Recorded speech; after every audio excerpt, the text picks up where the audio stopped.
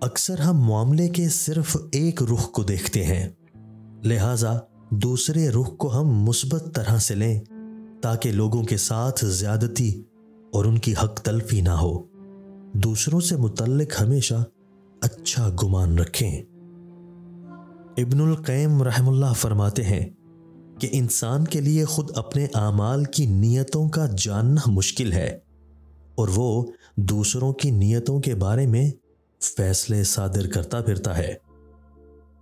اور اگر کسی بھائی کو پہاڑ کی چوٹی پر یہ پکارتے ہوئے سنو کہ میں تمہارا عظیم ترین رب ہوں، تو میں یہی گمان کروں گا کہ وہ قرآن کی تلاوت کر رہا ہے۔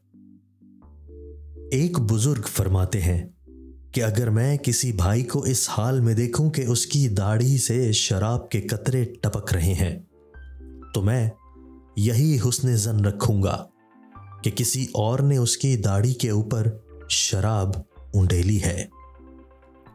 ایک محترمہ ٹیکسی ڈرائیور کے برابر والی سیٹ پر بیٹھ کر سفر کر رہی ہے، حالانکہ پچھلی سیٹیں خالی ہیں۔ ایک شخص مسجد کے آگے سے گزر رہا ہے جبکہ لوگ نماز پڑھ رہے ہیں اور وہ نماز ادا کیے بغیر آگے گزر جاتا ہے۔ آپ ایک آدمی کے پاس گزرتے ہیں اور اسے سلام کرتے ہیں مگر وہ جواب نہیں دیتا۔ ہو سکتا ہے پہلے والی محترمہ ٹیکسی چلانے والے کی اہلیہ ہوں اور وہ شخص جو مسجد کے آگے سے گزر گیا ہے ہو سکتا ہے اس نے دوسری مسجد میں نماز پڑھ لی ہو۔